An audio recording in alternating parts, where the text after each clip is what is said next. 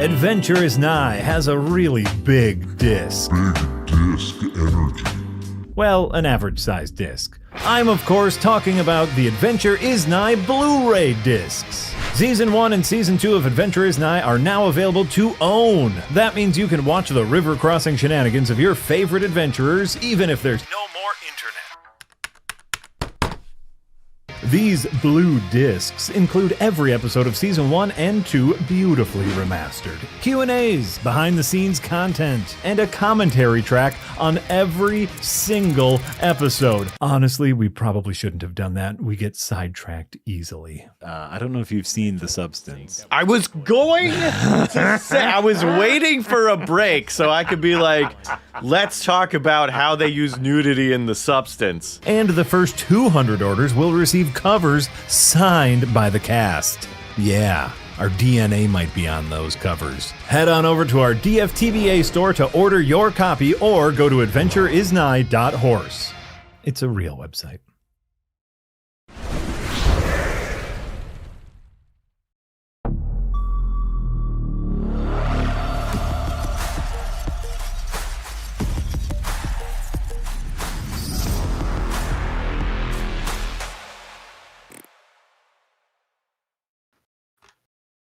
Hello, everyone. Welcome to the Windbreakers podcast for another week. Every week we do this. Jesus Christ, what's become of us? I'm Yahtzee Croshaw, joined by Jay and Marty and Jay's dog, inevitably, probably at some point. Rough. And we thought we'd talk about mods for no particular reason. Mods, as in the concept of downloading some kind of fan-made patch to change or update the content of a video game that is not necessarily endorsed by the original creators. Why was this on your mind, Marty?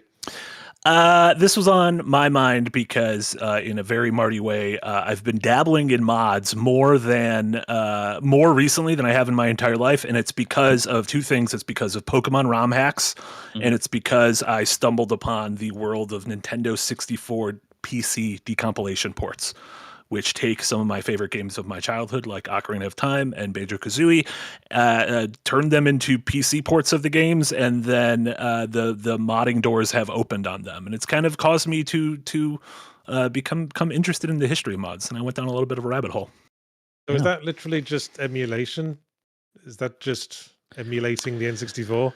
So it's not emulating the N64. It is literally decompiling the data of the Nintendo 64 game and recompiling it in a way to where it runs natively on PC, not via an emulator. It is running on PC hardware, which makes mods just a thing as simple as, source mods or Doom mods or anything. So on the fly, you're able to change a million different things about Ocarina of Time, from textures to difficulty to sprites to quality of life changes. I guess there's no reason you couldn't do that, as long as you could convert the assets and code to something the PC can work with. Yeah, I mean, that's what that whole thing is. It's pretty much just individuals doing it, and it's not like an across-the-board thing. It has to be done on like a game-by-game basis, which I think is, very impressive. But obviously, I started looking this up, and, obviously, like anything, mods existed for pretty much as long as games have existed. They existed for stuff like Space War in the 60s, where like MIT students got this game and were like tinkering with it. Yeah, you could mod the original Space Invaders by putting different colored gels on the screen. Yeah, there you go. See? Obviously, like, modding really took off when the internet started becoming a thing. Mm-hmm. But it's long been something you could do, like the game Genie, for example, which was, I'm pretty sure that was just a thing that would look for variables and you could change their values. Yeah. I think Game Genie and Game Shark were the two things I remember for consoles that, like you said, you would buy and they would, I think exactly what you said, they would sort of go through the game's data and be like, well, the lives are now at 100 and ammo is now infinite and this kind of thing. And it was ways to insert cheats into games that didn't have cheats. Adjust variables. Like if anything was a variable, it could just be like, okay, well, if this was 1, we can change it to 1,000,000 easily. Mm-hmm. And that can also be like the speed of a character can be a variable. And so they can change stuff like that.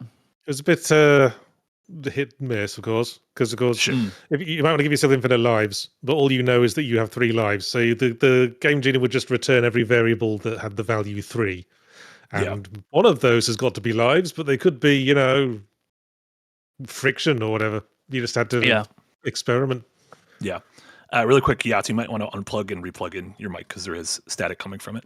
But one, the kind of the place in mods feels like it's Doom, right? Like it feels like that wasn't the first place with mods, but that was a game that was designed like Carmack and Romero designed it with the idea of modding in mind because they had seen success from like classic Wolfenstein and everything with mods and realized that especially with kind of the early days of the internet, this is something people were going to be interested in. So they created the WAD system, the where's all the data system, which was pretty much an easily packaged place to find sprites and music and sound and assets and stuff so that folks could go in and tinker with a game like Doom to their heart's content. Which is awesome. Yeah, and of course the Doom modding scene was huge. I remember having a CD that I bought at a car boot sale full of Doom mods. I think half of them were porn. The other half, it was literally just replace all the weapon sounds with movie clips. Yeah. Like when the Pinky Demon died, it would play the Bill Murray in Ghostbusters saying, "We came, we saw, we kicked its ass." There you go. Am I still crackling? Hang on, I'll unplug the other thing. Beautiful. I'm back in a second. Talk about things. And then as mods, I feel like after Doom, obviously the big one, which we'll wait for Yahtzee to get back and chat about, is Half-Life and Source, which ended up evolving into Gary's mod and everything, and like that stemmed from it. But we started to get games that literally were initially mods that ended up becoming full games, or the people being poached, whether that's Counter-Strike initially being a Half-Life mod and then becoming a real thing, Dota 2 becoming a Warcraft 3 mod, PUBG being an Arma 2 mod and becoming its own thing. I know Yahtzee, a few weeks ago when we were talking about the favorite games of the last 10, 20, 30 years, you brought up the Forgotten City, which started off as a Skyrim mod and then kind of became its own thing. Yes, because it's always can you hear me, by the way? Yes, you sound great. Yeah, and no crackle. Okay. Guess we're just the audio device. Mind you, I leave that plugged in so long, it probably just needs reminding that I'm thinking of it. Needs a rest. Yes, of course, modding has a long history in acting as a pipeline for development, especially in the PC first-person shooter golden age. Yeah. Where people making, of course, Gearbox started off making Opposing Force for Half-Life, the expansion pack. There was like a elevated fan mod called Gunman Chronicles, which ended up getting a full-on boxed release just for Half-Life. I was big into Half-Life single-player mods. I haven't really modded much in recent years because I have to play a new game every week, and I think you have to have a certain investment in a game before you want to start downloading mods for it. Yeah, when you mean you were big into the mods, do you mean you were like trying out the mods and downloading them, or did you ever like try Doom mods, like try your hand at creating like a Doom mod or a Half-Life mod or anything? Well, I was into like Half-Life modding before I had like internet because they used to give them away on PC Gamer cover discs. Shit like USS Darkstar and They Hunger, and of course the car boot Doom mod CD. But I myself did try my hand at modding. I attempted to make a Duke Nukem 3D total conversion with all new levels and art and enemies and stuff. Okay. Well, I couldn't do much more than just change the appearance of the enemies and add new sound effects and slightly adjust the numbers. Okay. They all have they all have the same weapons and stuff and the same AI and all that. But I used to play around a lot with Duke Nukem build. It was How fun. old were you when you did that? Oh, the kind of age you'd be if you thought Duke Nukem was cool. That's my secret cap. It's always been cool. So 35. Yeah, it's funny. I when thinking about mods, I kind of in my head lump them into 5 different categories. There's the quality of life features.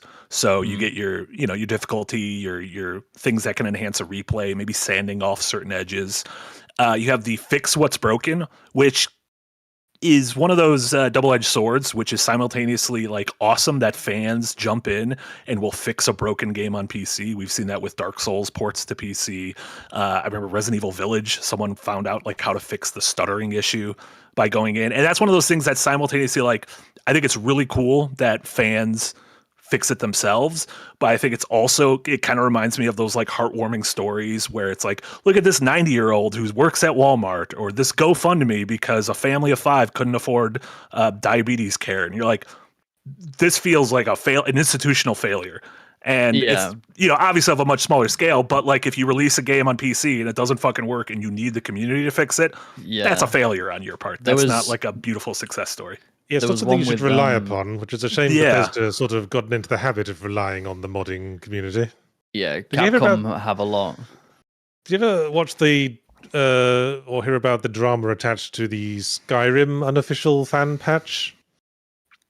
There's a whole I think Frederick Knudsen did a whole 2-hour video on it. Yeah.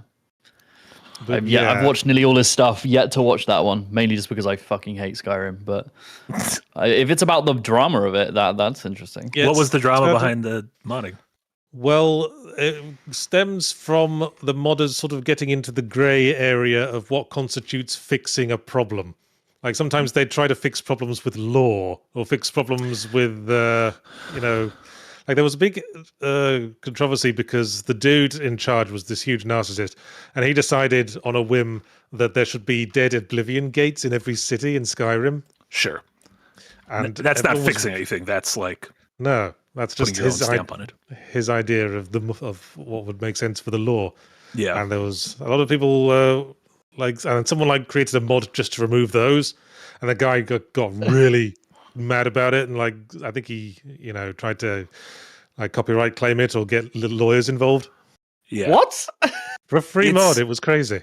It's funny that I need to watch that video. It feels like it's easy to find universal agreement that something doesn't work, but it's almost impossible to find universal agreement on how to fix it, which we get every year with like the Game Awards. Like almost everyone is like, the Game Awards is broken, and there is no consensus on how to fix it.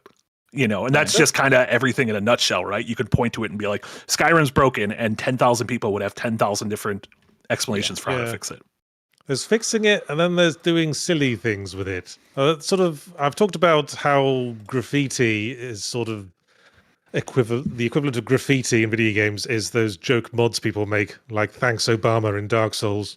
Sure. Or Crack Life, or just the thing where you can add My Little Pony to Skyrim. Yeah, or like Thomas the Tank Engine being put in every single fucking game that has like a dragon or a monster or Mr. X following you in Resi 2. I think that's a breed of mod that's interesting to consider from a philosophical perspective. It's almost like comedians, or I don't know what, like. It's worth considering it, as I say, in a counterpoint to graffiti, because graffiti is like an expression against society in a way. It's like saying, look at me, you can't bury me underneath obscurity because I've just painted shit all over your expensive thing. Like the joke mod feels like an expression against big money development, a sort of, communitization of something that's feels unreachable to a lot of people. Yeah. It also, it feels to me a bit like a remnant of a bygone era, at least when the mod is, look who we put in this game. Look, it's Thomas the Tank Engine or Macho Man Randy Savage in this game, because it feels like now that Fortnite is so big, like that, the whole idea of that guy's not supposed to be there has lost its luster, because that is a game, that and Dead by Daylight and all those kind of games that pull from IP are built around that guy's not supposed to be there. I think as well, it's difficult because that's a joke, right? Thomas the Tank Engine replacing what's the main dragon, Anduin? No idea. Whatever they're called. Roar the dragon. That joke has already been kind of played out by the time you've clicked install. You know the punchline. I wonder why you'd download it rather than just watch a video of it.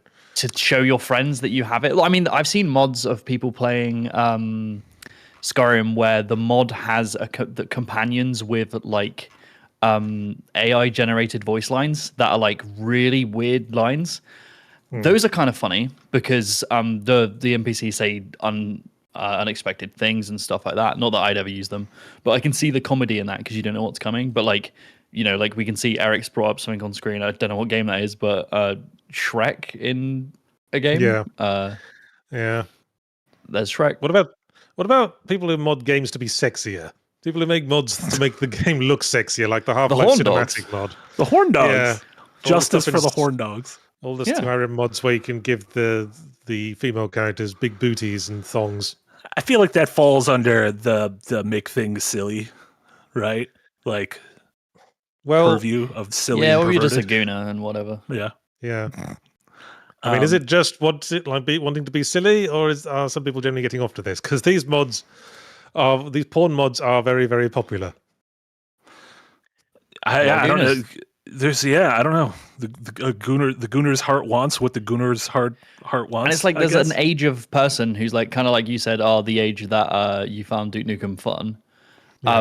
It's the same for like the porn mods. That's a very edgy thing to do when you're like 16 and oh yeah, look, I've turned my Skyrim and everyone's got massive bodong honkeros. Yeah, I cool, think dude. I think some people get off on taking something they're familiar with and turning it into porn.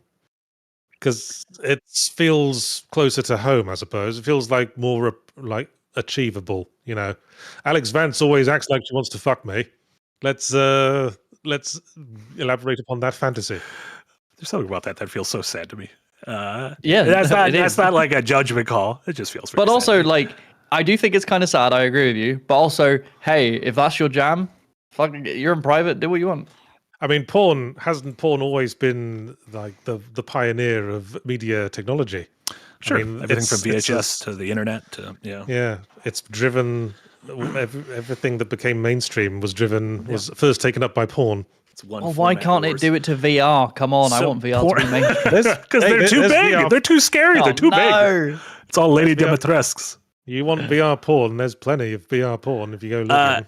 Porn all does segue somehow into the other mod topic, which is when legality enters the conversation, and people rightfully bash Nintendo for a lot of things, including like shutting down modding projects or shutting down tournaments for games. While as Nick and Eric's unpack from last week's shows, they kind of seemingly are turning a blind eye towards AI, which is just wholesale stealing their assets.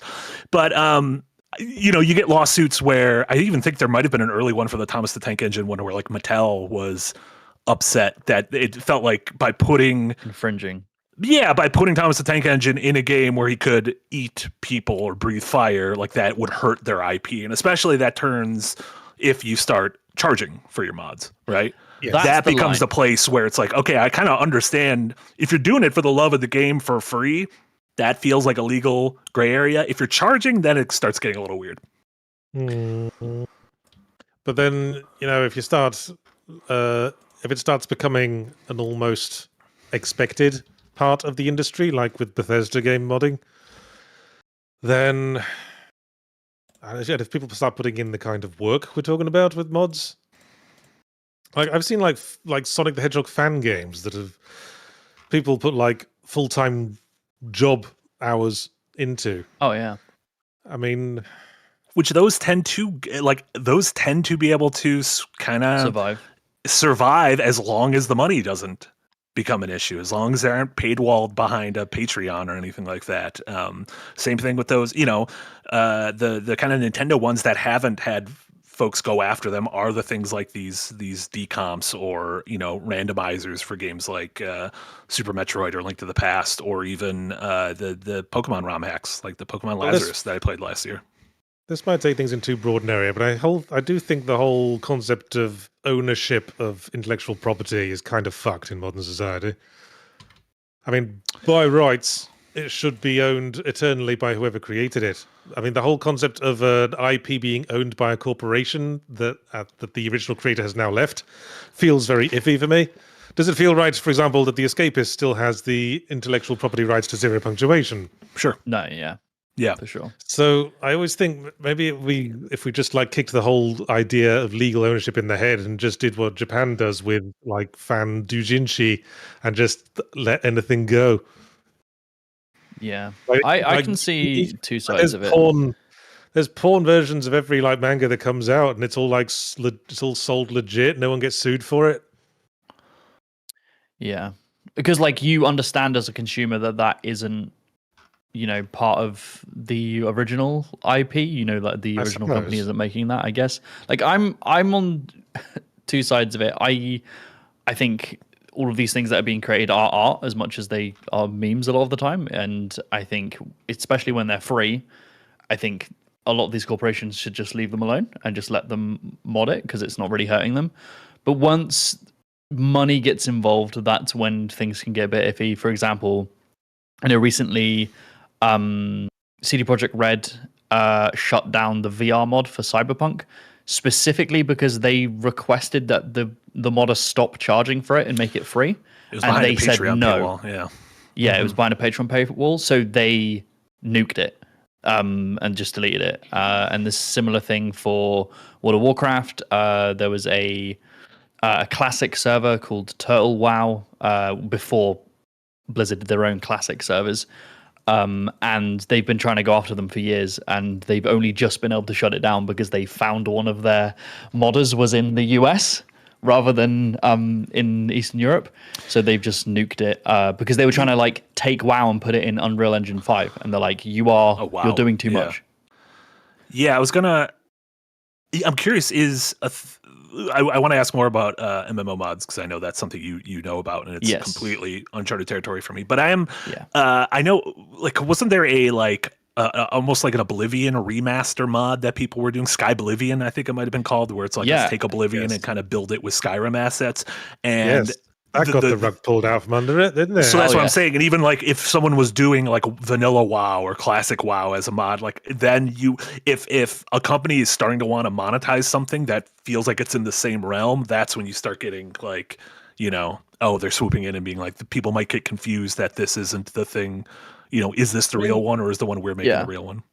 I mean, maybe in an ideal world, the original creators should just focus on creating the new and progressive games, and all the like remaking and remastering should be left to the fan community. So it's all done on the basis of demand rather than because people want to cash in. Mm-hmm. And sorry, according to a bunch of people in chat, Sky Oblivion apparently is still under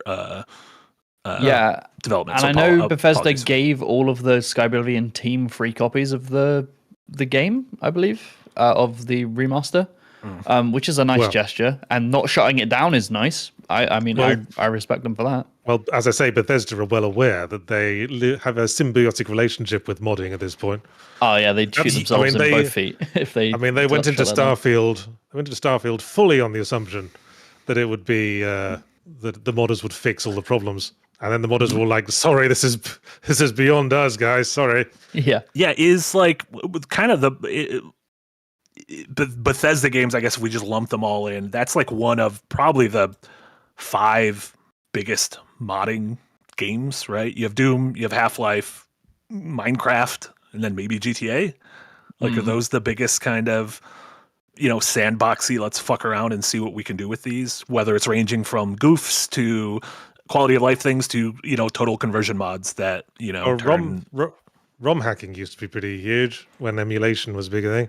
I mean, I think it's still really big, honestly. It's still huge. Yeah. Before Nintendo brought out the official Mario Maker, there were like fan-made Mario level editors that would directly hack the ROMs. Yeah, that Mario Kaizo, which is like nuts. Yeah.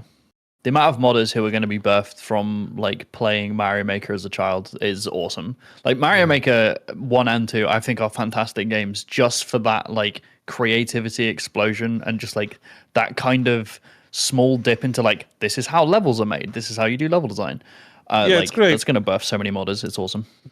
But the problem with it, and with a lot of sort of console-based incorporated modding sort of arrangements, like what that thing Doom 2016 had, is that you have to do it through the original game. And the advantage of modding on like PC and elsewhere is that the mod can be its own thing. It doesn't have to work through the framework created by the original creators. Yeah. And that tends to create a much freer environment. Like you could download like the Kaizo Mario ROM, and you wouldn't need to run it through anything. You just run it the way you'd run the standard Mario ROM, and bish bash bosh.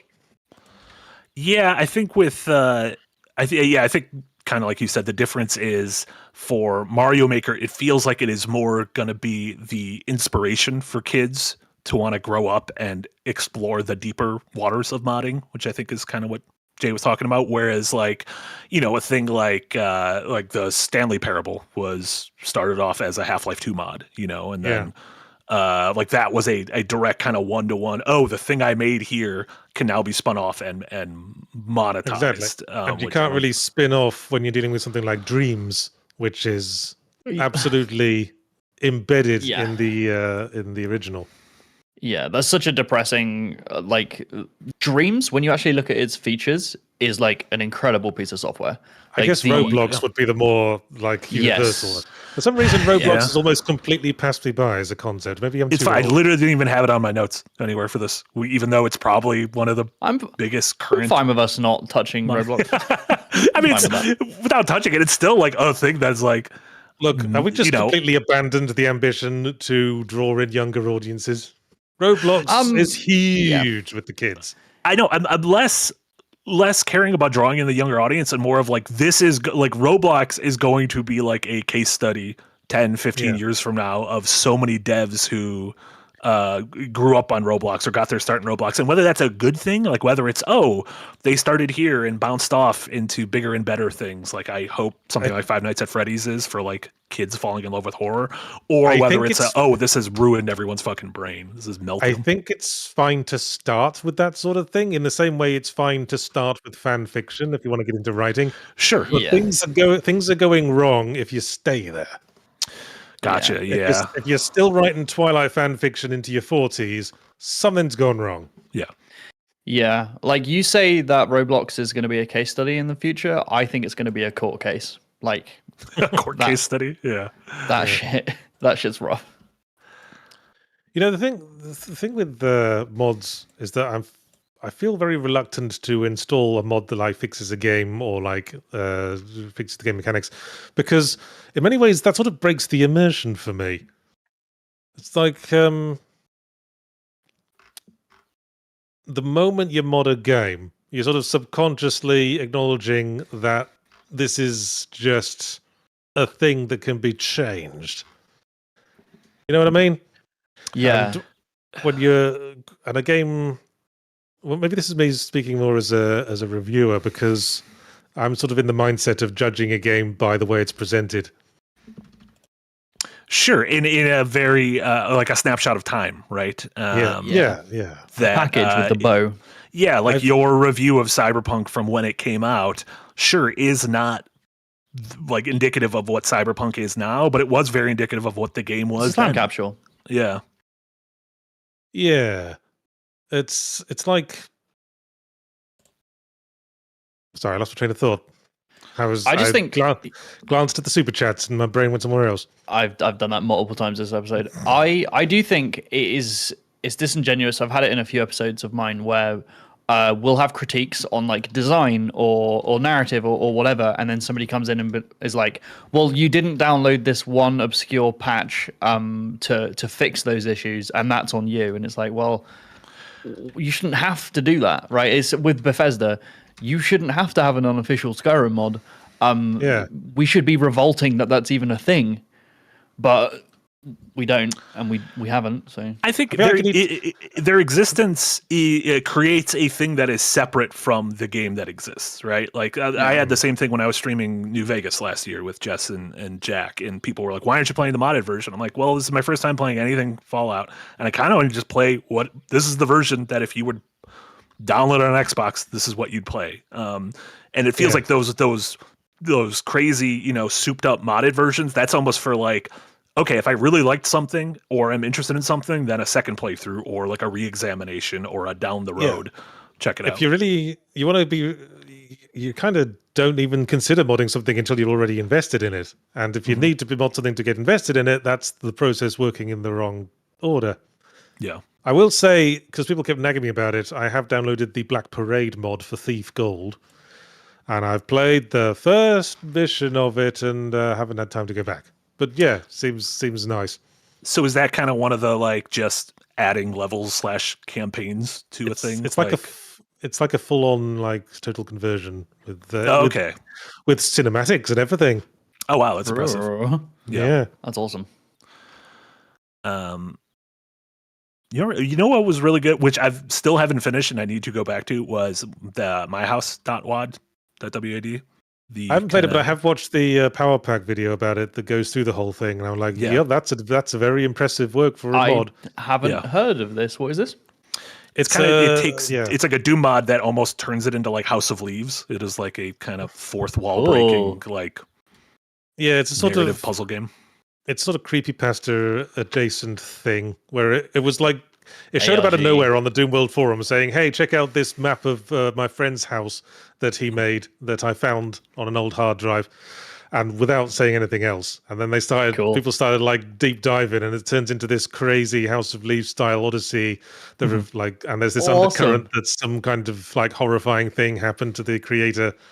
Oh, that's so cool. I hope the person who made that and just like shadow dropped it. I've seen that well. sort of thing. Like the Petscop series on YouTube. I think every time I see something like that, I always want to make something like that. Something that really gets into people's heads. ARG stuff is so cool. Yeah, and even Super Eye Patch Wolf has a great video about games that aren't real, about like the history of fake video games, like Petscop, which is like a long YouTube series that's kind of a Let's Play series about an unreleased PS1 era action RPG kind of thing, but the game isn't real and the Let's Play series isn't real, but characters get introduced and you start being like, what is the mystery of this game's development and who are the characters playing it? And it's in terms of creepypasta, it's like some of the what feels like highest effort.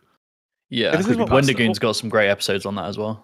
This is what we haven't really touched upon. It's sort of mods as a sort of seed for wider culture. Because I look at something like Petscop, and that definitely feels like something that comes from the mindset of the modding community. Mm-hmm. Like taking the games we know and like putting a twist on it, but in this case, without even needing an original game. Yeah. This is just a YouTube series. This is just a short form fiction series, but using the grammar of mods and everything.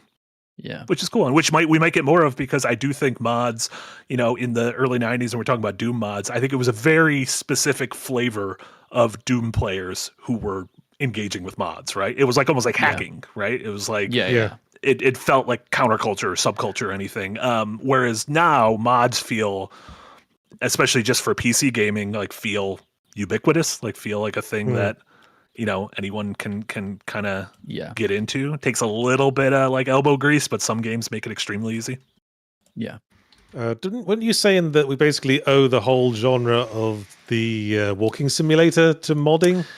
Yeah, that's I don't know how true it is, but in my mind, from stuff like it was on my mind because today is actually the 10th anniversary of the game Firewatch, which might be my favorite of those walking simulators. But I know Campo Santo, the developers behind Firewatch, as well as like the folks behind Gone Home, said that they've got their start doing kind of free mods, like free Doom mods and whatnot, free Half-Life mods. But then also a game like Dear Esther, a game like which might be like the walking simulator, and then the aforementioned Stanley Parable all kind of started as that. And it just felt like it was an easy way to be like, I want to mod this, but I can remove all the combat, which feels like it makes for a simpler game, and kind of just tell like a story where the character's only action is to walk about an environment. I feel like that's hand in hand with Machinima, because I think I want to say Machinima started with Quake 1. Like there's some incredibly old Quake 1 like movies that were made back in the day, if you look into it. Yeah, and like walking simulators, I don't think are the only genre that stem from mods. I see David in the chat says MOBAs came from modding. We mentioned that with Ice Frog and Dota 2. If you detach it from the actual product, technically everything came from a form of modding, because we are taking the things we like and then smashing them together Yes. and making new Sure, things. say- there's like creative modding or like technical Yeah. modding. Yeah. Yeah.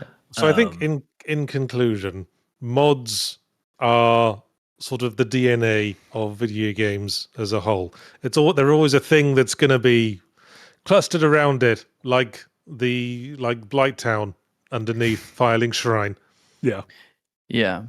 It's before we get to super chats, there's a couple things I want to talk about with like MMOs please. and mods, because they've got like such a huge history, and Blizzard are doing some really interesting things nowadays that's caused a lot of drama in the modding scene for WoW. So like World of Warcraft is one of those games where it's pretty solid by itself, but there's lots of issues with it, and the community have created mods, or in this term they're called add-ons, that alter how the game plays. You can alter the UI. You can alter like any issue you have. I was actually playing with a friend last night, and they were kind of getting back into the game, and they didn't just download a whole pack. They would find what issues they had and then go get things that would fix it, because there's millions of mods. Yeah. And what Blizzard have done recently in their recent patch is there's a specific handful of mods called like weak auras and deadly boss mobs that take the data from the game. So like a boss fight, for example, and then will display when certain abilities are going to happen or where you should stand to preemptively avoid certain damages. They like go into the API of the game, and they can tell when things are going to happen, and they display when on the screen. Blizzard do not like this because it can trivialize their encounter design, and also make things very, very formulaic. So what they've done is they've completely removed all of that back-end API for all of the combat, and just gutted it. So nobody can mod it, because they don't want people to do that. But they've just implemented their own stuff, so they've got their own system to do it in game. And I'm very on the fence about this, because a bunch of huge modders, especially weak auras, I think is one of the most downloaded mods in World of Warcraft history, has outright said, I'm not going to continue making this mod. And it has hundreds of different aspects of functionality to do with UI and a whole bunch of other stuff, but because they've gutted the API, a lot of mods have to completely rebuild from scratch. And they're just not doing it. And the other drama that came out of it was that by doing this, they have revealed that a bunch of the mods have started stealing code from each other to create their mods. And then you get into the conversation of who owns that code. Sure. Can anyone be mad at having your mod code stolen when it's like, well, Yeah. you're building this off the I mean, back And of these a people thing that are already charging exists? money and stuff like But that. isn't that the point? Aren't we all supposed to be in the marketplace of ideas? I mean, every artist was influenced by the artists that came before. Sure. Yeah.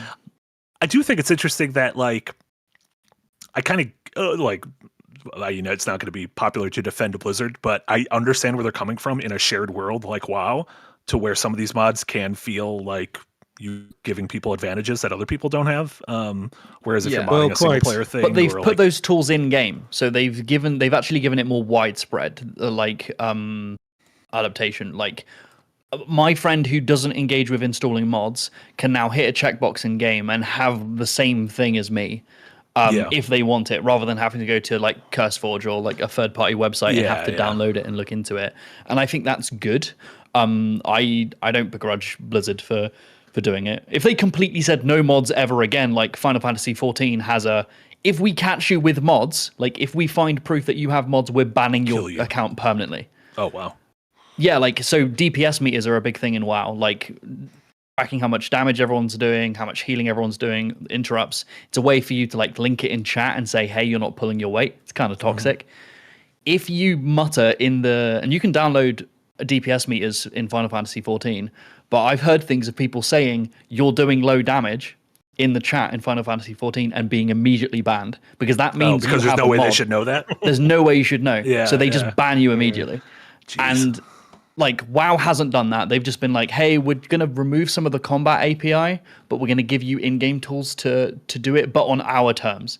So we'll give you the information we think you need. And I can see that, but it does suck for all these modders that have poured their lives into making these things. Like, it's unbelievable how much work goes into like weak auras and stuff like that. It's depressing, but I get it, you know. Yeah, creative outlet. Well, of course, that raises the whole kind of worms that is creator intention, Yes. especially in something like a multiplayer game where people are competing against each other, and there might be some, especially these days, there might be some high investment in winning. Race for world first, like prize pools and stuff in World of Warcraft is Yeah. a huge thing. Yeah. Yeah. And like if you have information that you're not meant to have, that is an unfair advantage. And like in a multiplayer game, like let's say you're playing Titanfall 2 and you have a mod that allows you to, it's just a cheat. You can see through walls. The developers do not intend for you to be able to do that all the time. So you're cheating, right? And Blizzard, what they're doing is they're just removing the ability to even make those things, let alone, use them. I mean, that also happens in single player games. I think of Doom 3, how you couldn't use your flashlight and your gun at the same time, which was an intention that was intended to sort of drive the creepiness of it. But within like days, there was a mod, I think they called it the duct tape mod, where you could use a flashlight and a gun at the same time. And I think that mod made it into the BFG edition. But it does raise the question for me of if that was the intention of how we were supposed to play, because that was part of the atmosphere. Yeah. I mean, I guess that's more the player cheating themselves if that really was the intended experience. Yeah. But, people wanted it, so it happened. We can't argue with that. Yeah, goes there's been back some to- other... Oh, go ahead, Jay. It kind of goes back to Skyrim and what you said about putting the Oblivion gates in the cities. It's you have to, like, as a modder and as a consumer getting mods, you have to think to yourself, within the realm of intention, developer intention, was it the intention to have this jank to service something else? Or is this thing just an oversight and jank? And is this mod actually giving us decent quality of life? Like, you kind of have to make that decision yourself. Yeah, death of the author, throw everything out, make a big like melting pot of ideas and see what comes out of it. That's the ideal, if not the most financially viable standpoint, if you ask me. Yep. Shall we go to Super Chats? There's lots. Sure. Yeah. Sure. Yeah, I have a couple other things, but I know they're connected to some of these super chats. Okay, so cool. We'll ping them over there. Let's start with Raven's Weekly Word of the Week, which I, for one, have come to appreciate, because sometimes it teaches even me new words. Not this week, though. This week's word was alacrity. I don't know what alacrity means. Alacrity have something to do with speed? Sort of. It sort of means eagerness. It means like having a high interest. Like he did it with alacrity. Enthusiasm. Sort of, Enthusiasm, yeah. Okay. Is there an In a way. in-game ability called alacrity? It sounds Like like D&D sort ability of. or something? It sounds like something you'd have in Vampire the Masquerade, doesn't it? Yeah. Yeah. Like to hasten your attacks or something. Just Yeah. to I don't know, give you maybe. some more gumption. Good word. Who knows? Sinos the Hedgehog gives $2 and says, "Need we say anything about Skyrim and Doom modders? No. We've going said to. everything." Yeah, we've done it. And we're not Yeah. going to. Oh, apparently then alacrity is a thing in Wu Chang Fallen Feathers. Oh, there you go. Oh yeah, one of my favorites. Yeah, I know. Yeah. You're Wu Chang. You're a member of the Wu Chang clan. I am, think I yeah. did. I think I did play that for like 2 seconds, then got bored and turned it off. Yep, Yeah. indeed. Wu Which Chang tends to ain't be- nothing to fuck with. Which happens more often with Souls-likes these days than not. Mhm. Anyway, Juicy Jeff gives $10 and says, "Shocked that no one mentioned the best climbing game that involves no hands or feet, Snake Pass. The game also proves snakes are better at platforming than frogs." On topic, Battlefield 1942 Desert Combat mod. Snake Pass was fun. Yes. Did either of you guys play Snake Pass? That indie game where you're a little snake? I've I seen it know a bunch, of but I haven't it. played it. No, I haven't played it. I saw I think Game Maker's Toolkit did a video about it. Yeah, I think he Seems- he did one of those. This is my favorite design decision of the year. Whatever. Yeah. 6 or 7 years ago. 10 years ago. Seems nice. Yep. Shout to snakes. Not as cool as frogs, but still cool. It sort of creates a whole different movement system, doesn't it? I mean, Sure. there's a whole game called Snake based Yeah. around the movement system of being a snake. Yeah. Snakes don't jump, so you got to be like, what is? They don't got Yeah. legs. They don't got feet either. They kind of do. I've seen a cobra lunge. That's a jump. Interesting. Yeah, I guess a lunge is a jump. If a cobra was like trying to jump over a bunch of knives, would its booty like scrape against the knives, or would it leap over? This is I don't know how science. the knives are positioned. Doctors, You have get to on draw it. me a picture. Doctors, get on it. Do they jump or do they just strike? Let's go boom. But yeah, that's not. I don't imagine their whole body is leaving the ground. Yeah. I feel like their No. back is still on the ground. They're striking and their the top ass is just getting doing, dragged. Yeah. Yeah. Love it when that ass is dragged. Eric's showing a video of a snake jumping out of a tree. That's but not it a might snake just be jumping out of a falling. tree. That's like a hawk that grabbed a snake and then dropped it. That doesn't count. Eric's showing fucking fake vids. Nah, he's jumping, he's leaping. Thank you for that AI generated video, Eric, to back up my argument. I'll give you $5 in a minute. Shinzu Akachi is £5.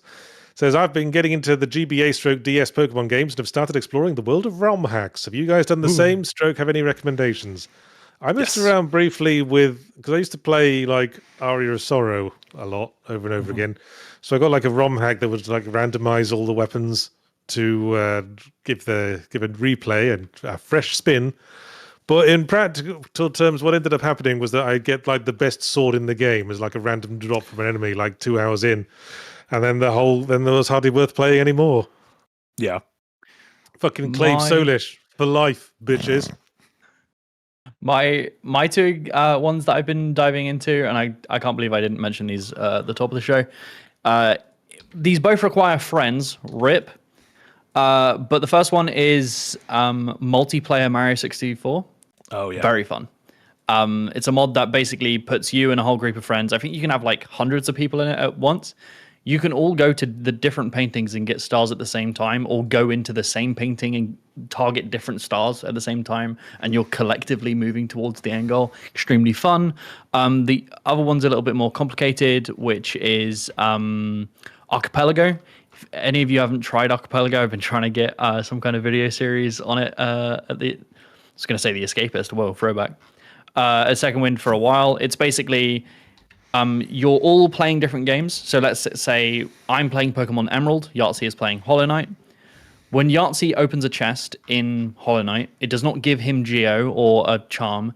It gives me something in Pokemon. It will like send something to me, like a Pokeball or a berry. And when I find a Pokeball on the ground, it might send Yahtzee double jump, like immediately. So it's like part randomizer. So I've got to wait for your crap out ass. Yeah. So when you get multiple people playing, you all have to like collectively go around and find things to help other people progress to get more stuff. It's very fun, but you have to pick the right games to do it. Yeah, I've seen a similar thing. I've seen stuff like that at Games Done Quick, and then those like randomizers that'll combine. I've tried playing the ones that combine. You're playing Super Metroid and A Link to the Past simultaneously. Like there are certain doors in each world that will put you in the other game. And when you open a chest or when you go to where an item is in Super Metroid, what you get is a random item from one of the two games. So you might get a bunch of Zelda shit in Metroid and then pop back over to Zelda and try to use that in various dungeons and stuff. I think those are super cool. In terms of Pokemon ROMs, I already talked about Pokemon Lazarus, which I highly recommend. Just feels like a new, Gen 3-ish Pokemon game set in the Greek Isles, which I think is really cool. And then Pokemon Ash Gray, which I only learned about a few weeks ago, but pretty much retells the anime. So like the events of the anime, which are kind of, pulled from the game, but like very specifically right at the beginning, you have your Pikachu's kind of an asshole, and then you go to you're on your bike and a bunch of fucking sparrows attack you, and you have to. So it's kind of less a full open world Pokemon game and more of like a fun retelling of the cartoon, which I think is neat. I thought that was the whole point of Pokemon Yellow, to be Pokemon but with the cartoon. It does like a half-ass version of it. It's like, here's Pikachu always following you kind of thing, but it doesn't like do the actual scenarios because there's a bunch of shit that happens in the cartoon that did not happen in the games because the cartoon is insane. My eldest is obsessed with Eevee right now, and we managed to find a game on the Switch called Let's Go Eevee. Yes. Which is basically a kid's version of the first Pokemon game. It's a kid's version of Pokemon Yellow, but with Eevee instead of Pikachu. Yeah. And you can, and like the catching mechanics are almost taken from Pokemon Go. It's like the spin a ball and throw it at the thing with the motion controls. You don't battle wild Pokemon, you only battle trainers. And wild Pokemon you just catch. But it's for kiddies, and my wife's playing it with the kids, and they are very into it. Yeah. Feels like a very nice my first Pokemon. She had an Eevee-themed birthday party over the weekend. Legend. Happy birthday, Yeah. by the way. HBD to the Eevee lovers. It was a party. Her birthday was a few weeks back, but this weekend was the booking. Yeah. Super Bowl party. Anyway. Sinus the Hedgehog gives $2 and says, mate, heart emoji, Fallout mods, because it fixes the series bugs. It's Cedo's talking about what his mate likes again. There's always the second dono. I'm glad Yeah, your sure. mate The likes mate. the bugs. Yeah, Favorite character of the show is Seamus's mate. Go play Mario 64. With your mate. Go play Yeah, with your your mates. archipelagos. Gildon Yesich gives $5 and says, I'm a serious modder and no fun at parties. I will not add these silly mods. I will not. Okay, fine. The swearing mud crabs are in. Is that Half-Life? And the mod? Where gates mud of crabs just oblivion have cussing? opened. What's a mud crab? Is that a That's a Half-Life or mod- is that a It's Skyrim? a, it's a No. mud crab. It's exactly what you think it is. It's a There's a bunch of crab crabs that in lives by the Half-Life. mud. Yeah, head crabs. If There's you're a head rolling around the crabs. mud, does it not become a mud crab? What is mud, but what is head? Think about it. Anyway, Hjorth gives 20 Danish kroner and says, for RimWorld, mod till it breaks, dial back a bit. I do kind of like that. I do kind of like getting to the pushing so far that you're like, okay, this is actually untenable. We It's need too to much. scroll back a Yeah. little bit. Yeah. Yeah. Don't you get your tongue in my RimWorld Oh no. and all that. Jam on Toast gives 199 and says, KSP is very dependent on mods. Help me out. What's KSP? Kerbal Space Kerbal Space Program. Program. Of course it is. I feel like anything that has to do with space is going to have mods. The kinds of people who are hyper fixated on space Stellaris. love mods. Yes. Yeah. Because someone's going to have to put the Starship Enterprise in there at some point. Sure, someone's got the mod in Star Wars shit to something. Yeah. That game is so physics-based, it must be a nightmare to mod. Hmm. Yeah. Stephen Jackson gives $5 and says, one of my favorite multiplayer games, Natural Selection 2, was originally a mod for the original Half-Life, which in many ways was What a a mod game. of Quake. Yes, and of course Team Fortress was originally a mod of Quake. And, Fortress, yeah. and then Team Fortress Counter-Strike, Classic was PUBG. brought to Half-Life, and then Team Fortress 2 became its own thing. Yeah. Portal 2 was a mod of Portal. Yeah. No, it wasn't. Don't be Oh. silly. Sorry. Portal 3 was a mod of Portal 1. Whoa. Think about it. Amayasa gives 25 AEDs, Arab Emirates somethings, I think.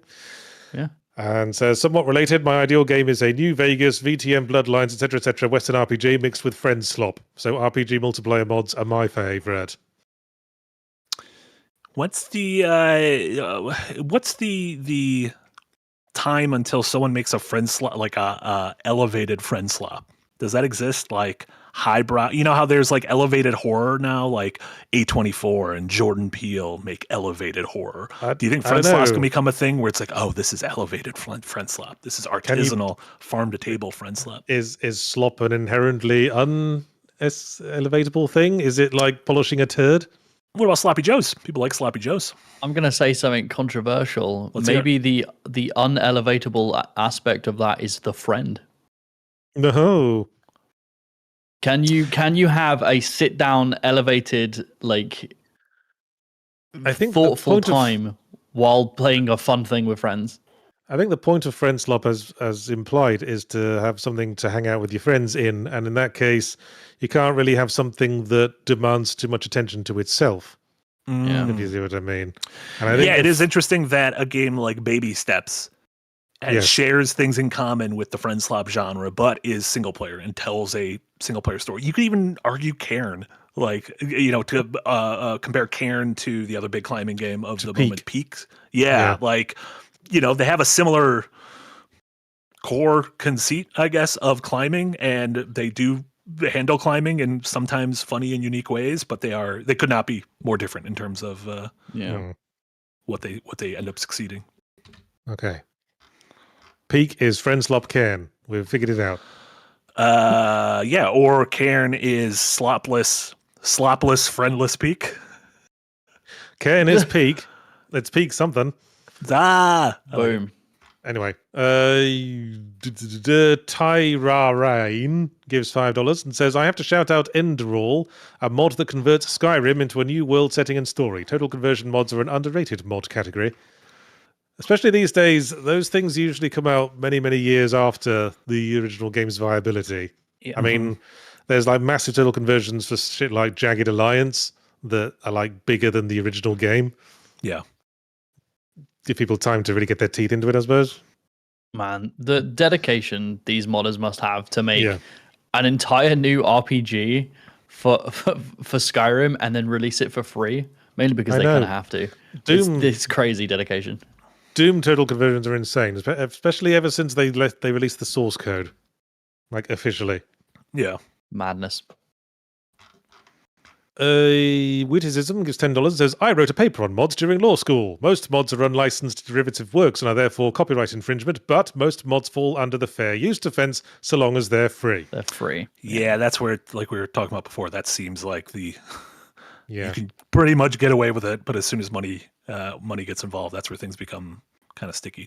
What are your thoughts on? Do you think that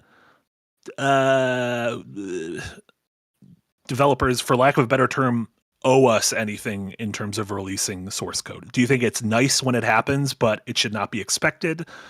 Like, do you feel like after a certain amount of time that a game's source code should just kind of be out there? Do you think that's proprietary information, a case by case basis? Yeah, I think that would definitely be a policy I could get behind, that the source code has to be released after a certain number of years. Yeah. Because then all the problems with multiplayer games being killed that Ross Scott as always talks about would be subverted.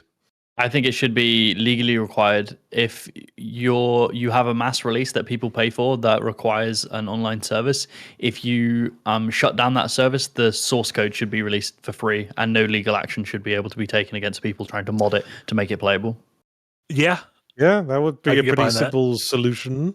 Although Which seems explain like that that's to kind the of his big thing, right? They're not making any more money off of it. They're shutting it down. Yeah. So like, Yeah. allow it to be playable for the people who still own it. It's like, yes. And the problem is you got to it makes sense, but you got to explain it to lawmakers, and then the lawmakers who are probably being paid off by the big money industries. oh, And a lot 100%. of them are 70 plus, and so do not understand any of this. I don't care about your video games. I also wonder if I know there was like the big story a couple of years ago when David Zaslav of HBO and Warner's Discovery canceled the Batgirl movie that was done as a tax write-off. And I wonder if sunsetting a game like sunsetting Anthem or Concord or whatever is ultimately a tax write-off. Like, is that something that the company can somehow wiggle their way into and be like, oh, actually, we're going to use this as a write-off because we invested X amount and weren't able to go through with it. And I don't know if then opening the source code would hurt that. Not that that's an excuse or anything, but that's how billionaire. Okay, we'll add it to the checklist, sort out the entire tax system, and then sort out this game's disappearing. And then I mean, we sort out Well- billionaires. Sort out billionaires. I have an cool. idea for how to sort them out. I won't say it on the podcast, but then sort out the taxes. Okay, well, before we sort out the tax system, we need to sort out the political system that means corrupt politicians keep getting in. And before we sort that out, we need to sort out the education system so dumb people don't keep voting for things against their own interests. Yes. I would argue should that start over. We'll fix this next week. I would argue that it all starts with education. I think Sure. the US constantly cutting education is what has led to the current situation, because they've been doing it for decades, and all the people that were affected by it are now in power, and that's Yeah. why government doesn't function anymore. The problem is that's slow. It's really slow. That'll take half a century for it to catch up.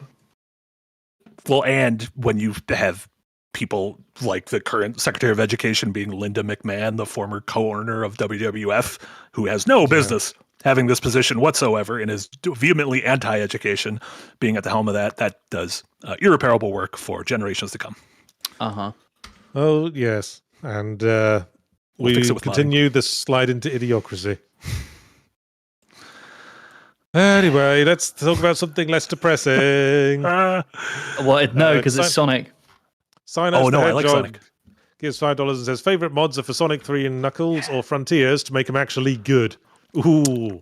There's a big, first off, rude to say about Sonic Frontiers, a game that I know Yahtzee and I are both big fans of. The super chat wasn't finished, Marty. Can I just finish it? No. Or even turning the Haste protagonist into Sonic to make it a fun Sonic game. See, that's pissing on Haste, if you ask me.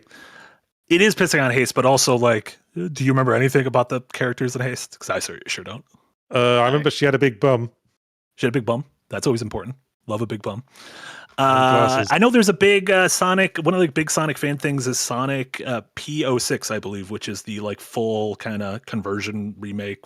Let's fix Sonic 06, which that's always interesting to me. Of like take one of the most like infamously derided video games ever and see if you can. I mean, that's the real challenge, isn't it? Take something that was bad and mod it to be good. But the problem with that is no one's invested in that because nobody likes it. But it's so bad that people saying we've made it good is then interesting again, and it's like you've gone full circle at that point. But does it stop being interesting when it's good? Was it the badness that made it? Oh, I don't know. It's probably more depressing because if modders turned out like they could make it good again, what the fuck is Team Sonic doing? To be honest, what the fuck has Team Sonic been doing? They're going fast. Yeah. Maybe that's the problem, Marty. They should slow down and think about. They're going too fast. Oh no, we figured it out. The education system, fix it. Moving on. Witticism gives $5. It says, but there are end-user license agreements that explicitly allow for mods. Bethesda games do this, but you give up ownership to Bethesda in the process. Sure. Yeah. That's one thing. Yeah. Bethesda, for all their for all the complaints, warranted complaints against Bethesda, they do have like an openness to mods generally, right? That Yahtzee said it earlier. They need to, or they're fucked. Yes. Why? Because they release unfinished games, or because games every game they've optimized? ever released has been an unfinished mess, and they need modders to fix it. And if they didn't have that, their company would start sinking because they'd release products that aren't playable. You know. Not everyone can have a situation like Cyberpunk where they claw it back after doing. So, do you think ultimately it is by fixing, I don't know what term we want to use, lazy, uninterested, apathetic developers' PC port? By fixing it, are we letting them off the hook as opposed to Dark Souls gets released on PC, let it be shitty forever so that it could be a example to point to of no one buy this because this is how they end up treating their customers. Yeah, like I think in some ways, modders coming in and fixing things is when you start relying on that is when you get shit like Starfield. Bad. Yeah, I think that's it. Yeah. Because it doesn't set an example because they're like, oh yeah, we can release a shitty PC port because modders can fix it. And like, if we're moving in the direction of consoles because of the prices, because of the AI farms driving up hardware prices, that we're going to move away from console gaming and it's going to go towards more PC. Releasing shitty PC ports is going to be a really bad thing. Yeah. Especially if you don't allow mods. So. And Helicon in the chat said, don't blame the developers for the jank. It's QA and management timeline issue. I mean, that is development. QA and management is development. We're not like blaming individuals and calling like when we're talking about this as sort of a structural institutional problem, not these people aren't passionate enough. All devs are passionate. It's just polish your shit. Anyway.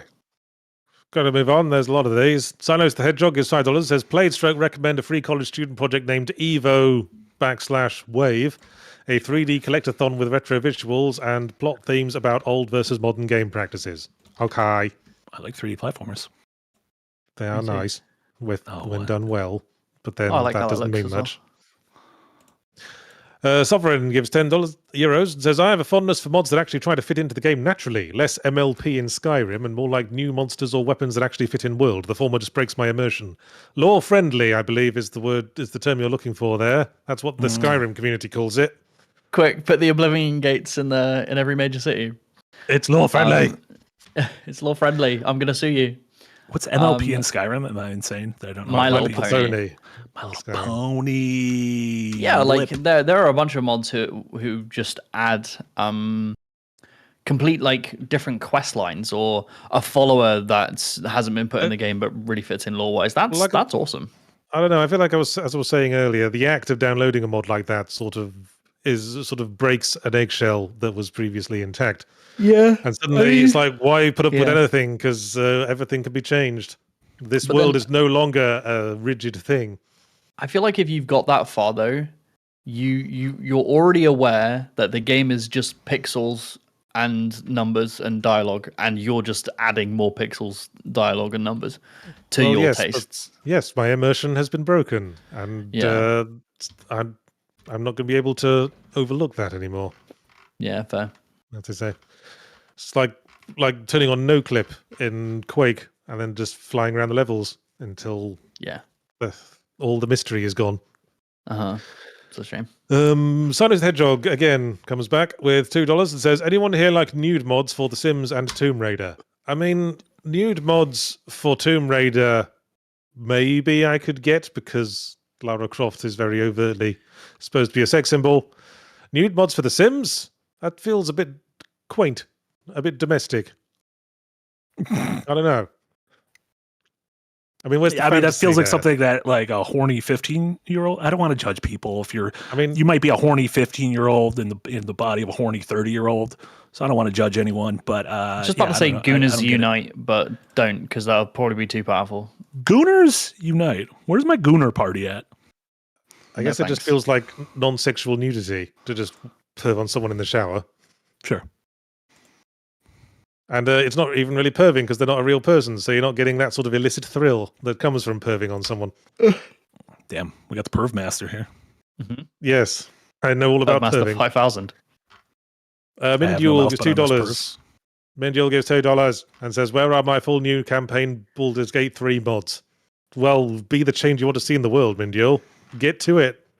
Yeah. I remember a story. Baldur's 3 developers got backlash because they've been pretty open with mods, but some update they did changed something in the game that kind of broke everyone's mods. Kinda like People I was got explaining super with World of pissed at Warcraft. Larian, and then yeah, similar to what you said with Warcraft, and they got pissed at Larian and started threatening them, and it's kind of like, well, like, what do you want? Like, they're trying to fix their game. Like, they kind of like whether the They have mods to work have to prioritize be a their thing that's stuff first. ultimately, yeah. John Ryher gives $5 and says, speaking of mod makers, it feels that Hytale relies on them to add quality of life mods for the game's shortcomings. That's in the early big game- access. Yeah, that's the big game that like. Ooh, It's a game that was made from Minecraft modders, who I believe then started making a game, went to Riot, then Riot cut funding, so they started making it themselves, and now it's coming out. It's out in early access, but it is Minecraft, but with all of the quality of a lot of the quality of life you would get from mods already baked in. Yeah. But there's still a bunch of work to do, and people are modding it to get more features. And I think John, you can mod it to get better things because of I don't think it's because of the game's shortcomings. It's in early access. They're making those things most likely. People are just jumping the gun and downloading more stuff for it, which is their prerogative, but it's in development. It's cooking. Yeah, and that was a cool example of a game that the creators got bought by Riot, right? And then in like 5 or 6 years ago, and then the game got canceled by Riot last year. But then the creators kind of got the rights back to the game and are just doing it on their own, and which is cool. Richard Wells gives $10 and says, Cyan reached out to the Starry Expanse project to use their efforts to remaster Riven independently and incorporate them into their internal remaster. Amazing. Well, if you can't beat them, absorb them, I suppose. Can you imagine being so passionate about a specific project that you're modding it so intensely, and then the devs reach out and say, "Hey, do you want to work on the game?" That's the dream. That is the fucking dream. That's the dream of an easily exploited person. Anyway, Kid Barchetta gives $2 and says, do you see yourself trying to get the right to 0 punctuation back? Honestly, I've put so much investment into Fully Ramblomatic now, I feel like it would be moving backwards, and I kind of don't want to. But if we do manage to get something back, I think I would bring the imps back, if nothing else. It's also kind of a thing of principle. Like, this was your baby for 15 years. Yeah. Well, I wouldn't say no to the income generated by the YouTube channel, but it's only like It's only like a couple of grand a month. I want a couple grand a month. Also, right around here, we had a Ko-Fi dono from Pixel Grip. Thank you so much, Pixel Grip, for the Ko-Fi dono. On vacation from work, so glad to finally catch you guys live. Joke mods are fun, but I tend to use mods that either fix a game or add in features that should have always been there, like a cutscene skip or the option for Japanese voices in JRPG. Also, a dog tax, please. We've done dogs. Mine's Dogs missing. are gone. The dogs are gone. She's Who let hiding under the out? chair. I'm not sure. She crawls under the chair. Okay, so you get you'll one a dog. Toffee. You get one dog, and then maybe later you'll get another dog if you're good. You might get another one later. Yeah. You stink. Oh, smelly dog. And that was it from our wonderful Ko-Fi section. Sponsored by Ko-Fi. Ko-Fi. I don't know how it's pronounced. Could be coffee. We don't know. Coffee. Toffee. Oh, Dundum. Tofi. Tofi. Hi, Tofi. Hi, Tofi Grace. Tofi Grace. He was at Super Bowl last night. Oh, was he? No, it was Tobey Maguire. I get the two of them confused a lot. Never mind. It wasn't Tofi Grace. No, Topher Grace was the one who was trying to kill Tobey Maguire. That's right. I always get the Venom confused with the Spidey. Fair. Well, that's a common problem, I think. Sinos the Hedgehog comes back with another $5 and says, on your semi-ram on good sequels, what about people who want sequels that are simply more, please? Like Far Cry 4, but don't want to replay 3 over and over. I feel like I covered that in that video, Sinos the Hedgehog. Perhaps you should watch it again. What's a good example of a just more, a sequel but more? Well, I usually throw out We Love Katamari as a good example of that sort of thing. Sure. Yeah. It's the same game, but there's more of it. Or Yeah. Doom Hades, 2, Hades, that was another one. Hades 2, yeah, Yeah. is my one. Yeah, there you go. Here's your bucket. Oh, you get a little thank you. King Dead 42 gives $5. Says, just a reminder that People Make Games did 2 videos about Roblox being horribly evil. Well, fish in a barrel, I fear. How dare they say that as the 3 vehement Roblox defenders? Uh, Yeah, if we are that, I'm going to take it down from the inside. My kids start taking interest, I'm putting the kibosh. They quite like Minecraft. That's better. I like Minecraft better than They the only want to blocks. play it in creative mode, because I tried playing with survival mode, but they got stressed. Fair. Imagine being that young. I feel like the zombos would be kind of scary. The little creepers. Well, I was Quick, the one child, playing. dig yourself into the mud to hide from the zombies at night. Aren't you having was fun? They were just watching me play, but they got stressed nonetheless. Oh, Tsunami Douche gives $20 and says nothing. You were waiting for it, and it finally happened. douche. And then Sinos again comes back with another $5 and says, Yahtzee, when choosing games to review, what's most important to you about its hook? Story, challenge, subversion, reinvention, dev team, USP, or what? Well, I'd be grateful if you stayed on topic, Sinos, but I don't know. I just play a game, and if I like it, I review it. Or yeah, I if you feel like don't. it's one of two things. It's a lot of people are talking about this game, so people might be interested to hear what you think, or this game is particularly interesting to you. So regardless of Yes. if people And care, it's- you're going to do that. Yes, and it's usually interesting either because I really liked it or because it's really terrible.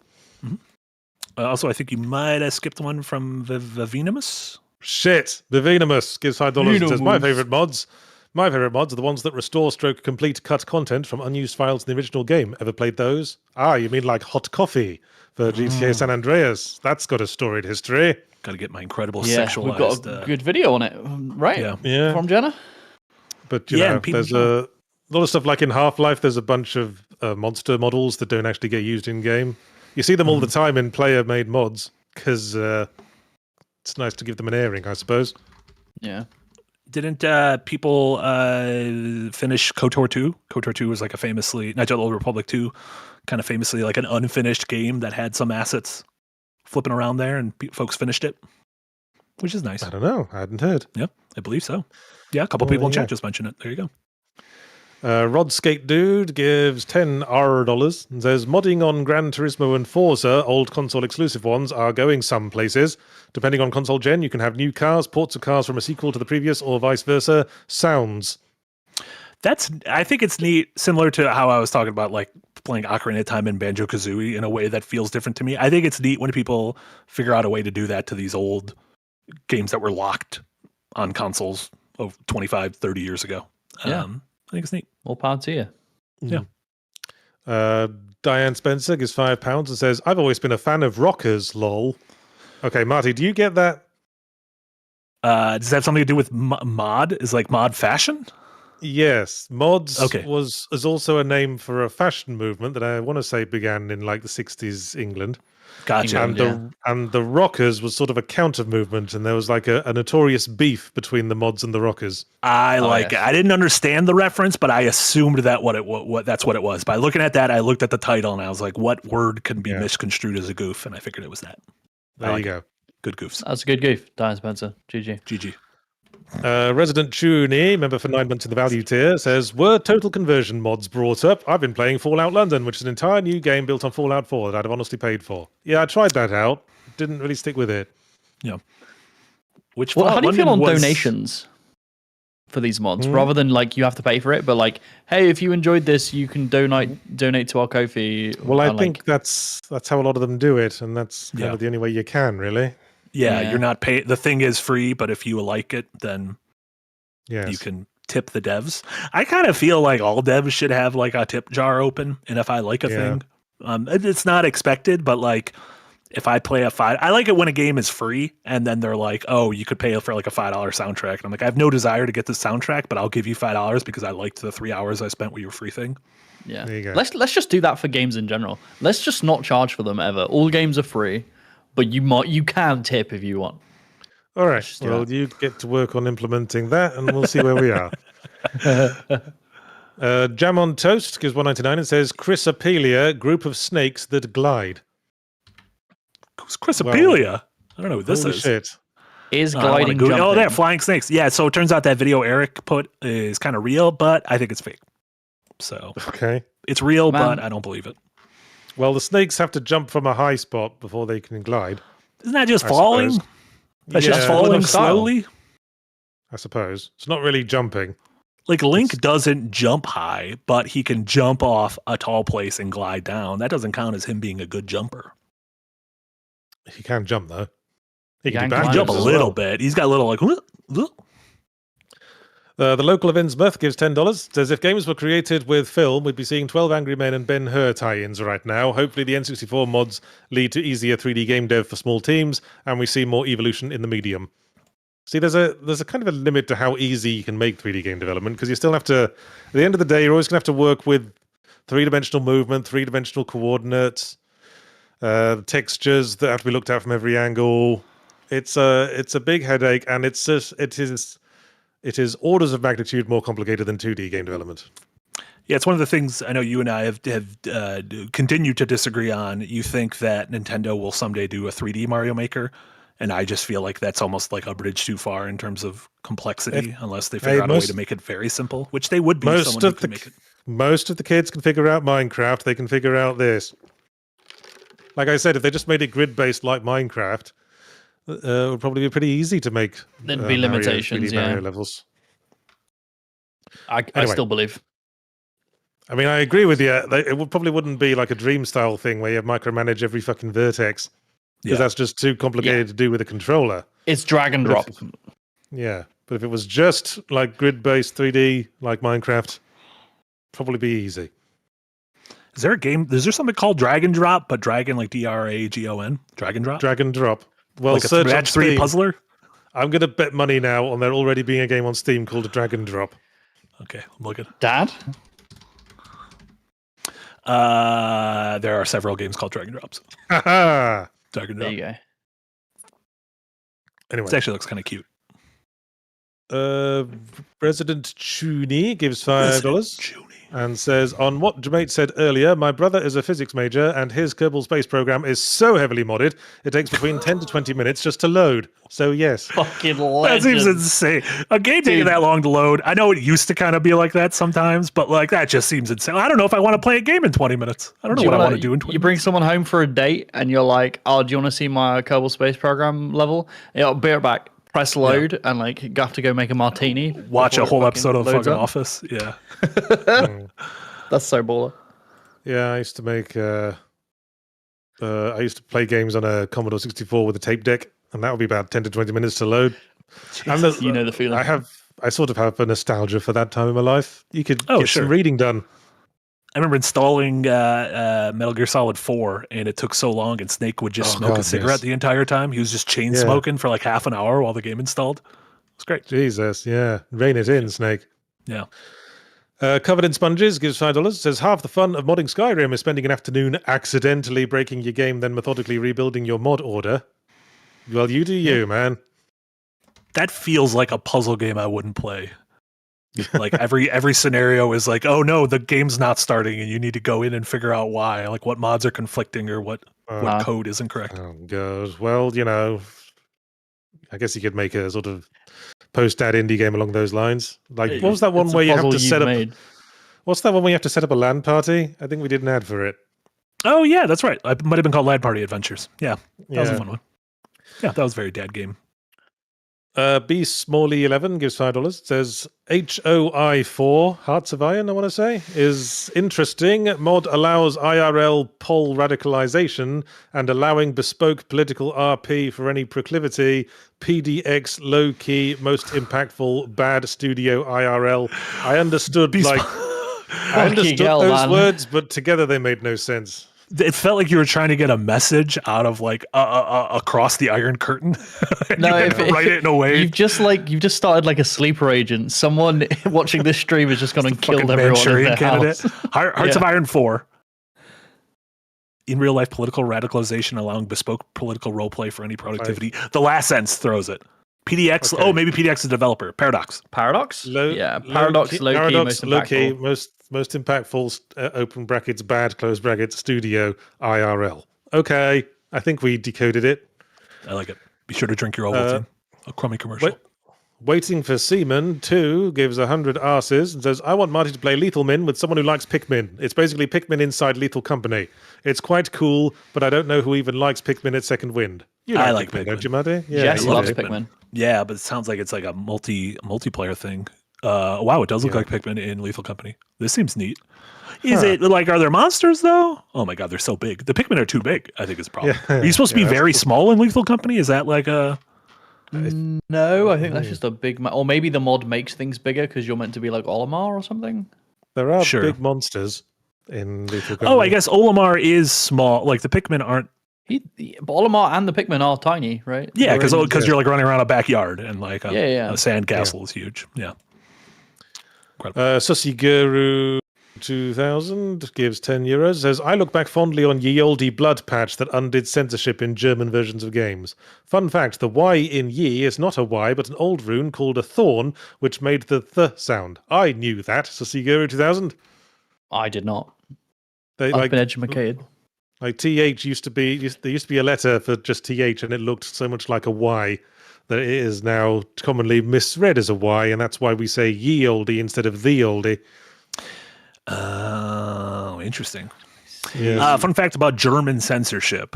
I was covering Gamescom, which is a German video game conference. I want to say 2014, maybe 2013, and they previewed the first of the new Wolfenstein games, Wolfenstein: The New Order. I believe it was called. And it was a preview build, but I don't know if this was just this instance or if it's German law.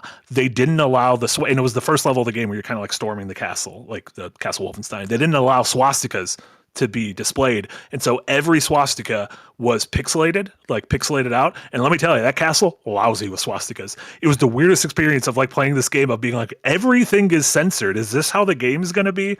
The PR person was like, no, it's just for this specific demo in Germany. And I thought that was very strange. Yeah. I don't know if like the release of that game also just had a shit ton of swastikas blurred out. Germany is like a game about killing. Mode, yeah. Germany's mad about censoring violence even outside Nazi stuff. I remember when Carmageddon was a thing. The UK version, they had to change the blood green and change the pedestrians into zombies. But that wasn't enough for Germany. They had to change them all for robots. Wow. You know what, that being said, shout out to Germany for at least having shame about a dark era of their past. Yeah. I think some other countries could learn from that. Yeah. Funny thing, though, sex...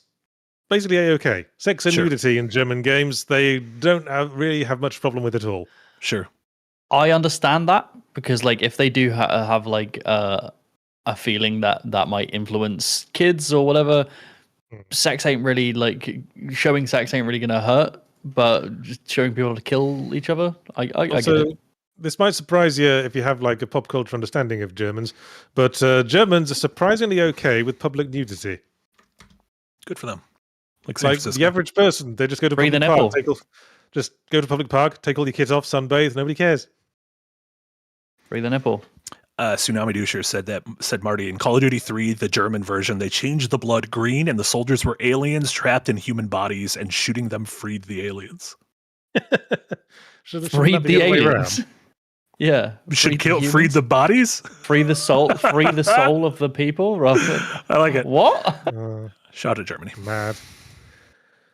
Do you remember Australia was bad of like censoring violence as well? Do you remember like they had to Fallout, right? they refused classification to Left 4 Dead specifically because Pills. they don't call them zombies, they call them infected, implying that they weren't risen corpses, they were living people with a disease. Yeah. So they refused classification to it. Wasn't there also like something like Fallout and like games where you take pills as like a resource that you can't... that was Yeah. Fallout 3. You couldn't have morphine as a resource that you used, so they had to replace it with something like Med X. Yeah. To make it a fantasy thing. Anyway, Covered in Sponges gives $5, says Elder Scrolls lore allows for the player's fourth wall existence stroke mods within the structure of the game. Within the lore of the game is a game. Well, that sounds like that lore that goes pretty deep. Within the lore of the game is a game? I don't know. Incredible. John Arboga with a good question. I wonder how Australia felt about the pills in Silent Hill F. Like that was like a important story point were those pills. So well, they were never a specific. The problem with morphine in Fallout 3 was because it was a specific medicine. A real Whereas this is like your buddy concocted it, and it's like homemade Tylenol. Yeah, and it's probably made from that weird red drug that comes up in Silent Hill now and again. The weird thing linking some of the games together of some random ass plant. Yeah, Aglaufotis. Mm-hmm. I'm gonna assume that's correct. And that was all the super chat. So let me just say now, before any more come in, thank you very much for listening to the Windbreakers podcast. I was Yahtzee Crowshaw. I was joined by Jay and Marty, as always. Hell yeah. And don't go anywhere because there's content all week on Second Wind. Just stay sitting where you are for the entire week. That's a long time. Something will probably come up. Like I've got my Fully Ramblomatic this week, which is on the subject of Mugenics, Macmillan's new thing. Yes, we got a timely review code for once. Incredible. Legend. All it took was inviting him on the pod. I know. Yeah. And Shigeru Miyamoto, come on the pod. Asking him what the fuck was wrong with him. I'm also excited to hear what you think of that, because I know that's been getting some good reviews. I'm quite surprised by how positive the reviews have been, actually, because I've got issues with it, but I don't hate it. But I don't want to give anything away. No. Semi-RAM this week as well, to something to look forward to. It's actually a follow-up of a previous Semi-RAM, and I will say no, and I will say no more. And Yahtzee Tries, my weekly stream on Wednesday, where I play indie games. I haven't decided what I'm playing yet, but we'll figure that out. And that's my stuff. Ooh, incredible. Jay, what about you guys? You guys had a great episode of Dev Heads last week. I enjoyed that quite a bit. Yeah, we were talking about MMOs last episode on Dev Heads, and the whole situation with Ashes of Creation and New World and such. And if you enjoyed that, my next episode of Design Delve is going to be all about MMOs and if potentially they might be a dying genre. I guess we'll see in that episode. That's going to be out next Monday. And then I'm sure I'll be on a slew of streams this week about, That's me. And them knows. Awesome. And then, Streamwise later tonight, Hidden Gems crew minus Casey will be back playing a game called Tearscape, which is like if Bloodborne had like a Game Boy Color remake. It's like if Bloodborne looked like a Link's Awakening. So Jesse's going to be checking that out with Jess. And then tune in tomorrow. We'll have an episode of The Rewind with Jack, Darren, and myself. And we'll be talking about Marvel's Wonder Man, Fallout Season 2, Send Help. I know Darren already saw it, and Jack and I are going to see the Iron Lung movie tonight, which is based off the hit video game Iron Lung. Which apparently the movie is quite a bit longer than the game, which I don't know what we're doing there. Well, you got to hope. So that stuff. This may be the only case of a movie adaptation being longer than the game. It's source material. Yeah. Yeah. Anyway, Reeve came in with one final super chat with $10, saying, "Is there nothing that can be done at the Escapist channel to inform subscribers that everything has been moved here? Lots of people crying out uninformed that the Escapist is not dissolved." Well, I don't know what more we could do, frankly. I mean, we've made like international news when we broke off. We were on the BBC and everything. Yeah. And Forbes, That being said, it's still not a week goes by without seeing comments of like Yahtzee And, still makes reviews. Yes, and let's say right now there is fucking nothing we can do with what the Escapists do at this point. We have no ins there. There were no lines of communication. They are in their own little world now. Yeah, the little gambling scum world. Yeah. Onward and upwards, I say. Yeah. What we can do is, you guys, go in the comments. If you see people saying this, just say, "Hey, yo, second wind," right? Yeah. They can't do anything about that. Just go tell them. Yes, fly, my pretties. Go out and tell the world. Are you treating them like flying monkeys? Well, yes, I'm sure, and I'm sure they would very much relish the comparison. Right, well, that'll be it then. Thanks for watching, stroke listening. I'll see you all on Wednesday. Bye. Bye, everyone. Bye.